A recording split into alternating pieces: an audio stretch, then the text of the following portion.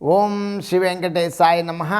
मैं professor S Narayan Raju YouTube channel में आप सबका मैं स्वागत करता हूँ।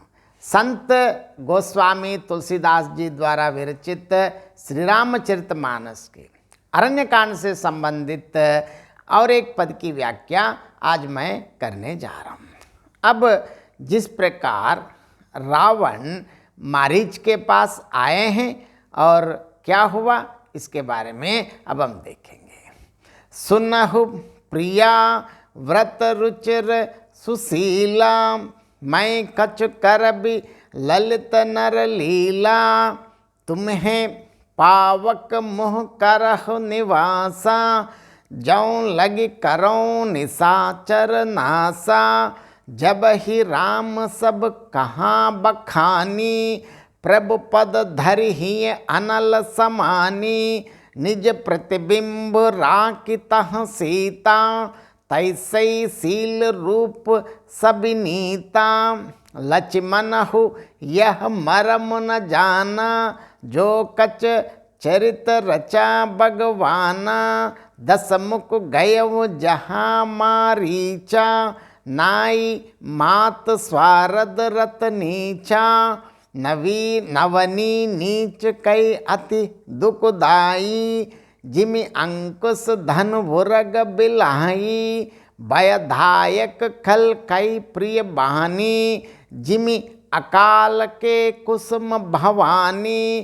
करी पूजा मारीच तब सादर पूछी बात, कवन हेतु मन व्यग्र अति अकसर आयहु तात। देखिए, जैसे अब प्रभु श्री रामचंद्र जी क्या लीला करने जा रहे हैं। भगवान शंकर पार्वती माता से कहते हुए यहाँ तुलसीदास जी किस प्रकार अभिव्यक्त किया है। सुनहु प्रिया व्रत रुचिर सुशीला, मैं कछु करबि ललित नर लीला।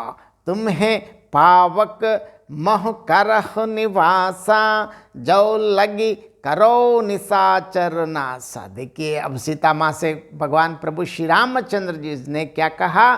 हे प्रिय, हे सुंदर पतिव्रता धर्म का पालन करने वाली सुशीले, सुनो, मैं अब कुछ मनोहर मनुष्य लीला करूँगा। इसलिए जब तक मैं राक्षसों का नाश करूं तब तक तुम अग्नि में निवास करो। देखिए, माँ सीता अब कहाँ हैं। लोग अनावश्यक अनाप शनाप कहते हैं कि अग्नि प्रवेश कराए, ये कराए। इसका कारण है, इसका आगे हम और भी चर्चा करेंगे। जब ही राम सब कहाँ बखानी, प्रभु पद धरिहि अनल समानी। निज प्रतिबिंब राखितह सीता, तैसे शील रूप सबिनीता। श्री राम जी ने जो ही सब समझा कर कहा त्यों ही, क्योंकि माँ है, महालक्ष्मी है, भगवान कहने के बाद क्या और समय तो क्यों व्यर्थ करते हैं। त्यों ही श्री सीता मतलब महालक्ष्मी जी प्रभु के चरणों को हृदय में धारण करके अग्नि में समा गई। सीता जी ने अपनी ही छाया मूर्ति वहाँ रख दी। कैसी छाया मूर्ति है? जो उनके जैसे ही शील स्वभाव और रूप वाली तथा वैसे ही विनम्र भी थी। लक्ष्मण हूँ यह मरम न जाना, जो कच चरित रचा भगवाना। दस मुख गयव जहाँ मारीचा, नाई मात स्वारद रत नीचा। भगवान ने जो कुछ लीला रची, इस रहस्य को लक्ष्मण जी ने भी नहीं जाना। स्वार्थ परायण और नीच रावण वहाँ गया जहाँ मारीच था और उसको सिर नवाया। नवनी नीच कई अति दुख दाई, झिमी अंकुश धन उरग बिलाई।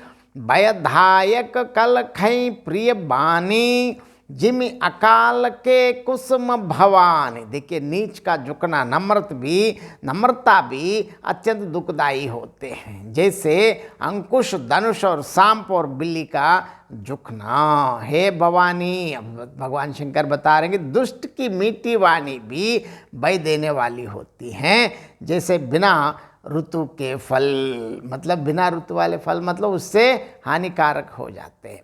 करी पूजा मारीच तब सादर पूछी बात, कवन हेत मन व्यग्र अति अकसर आय हुतात। देखिए जैसे तब मारीच ने रावण की पूजा करके आदर पूर्वक बात पूछी, हे तात, हे रावण, आपका मन किस कारण इतना अधिक व्यग्र हैं और आप अकेले आए, क्योंकि आप अकेले क्यों आए? क्योंकि रावण जब भी आते हैं तो अपने पूरा परिवार के साथ सज धज के, मतलब बिल्कुल पूरा, आजकल की भाषा में बोलना है तो पूरा प्रोटोकॉल के साथ, इतने वाहन क्या क्या आते थे, लेकिन वो अकेले आए तो इसे पूछ रहे हैं। आगे क्या हुआ अगले पद में देखेंगे। इससे पहले मैं इसी पद का और एक बार संक्षेप में मैं अर्थ बताना चाहता हूँ। भगवान बता रहे हैं कि प्रभु श्री रामचंद्र जी, हे प्रिय, हे सुंदर पतिव्रता धर्म का पालन करने वाली सुशीले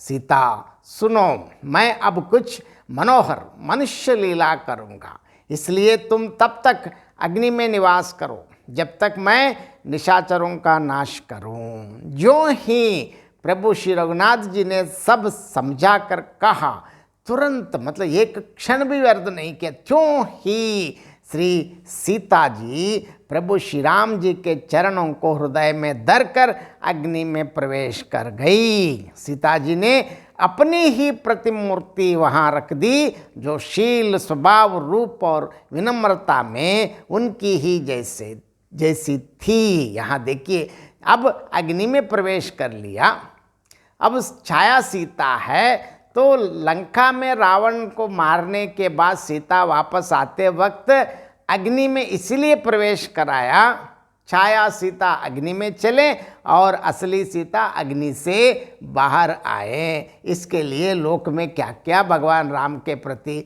और सीता माँ के प्रति कहते हैं, सब अज्ञानता के कारण, मतलब ढंग से अगर रामायण पढ़ते हैं तो इस प्रकार के अनावश्यक अनाप शनाप कभी भी नहीं कहेंगे।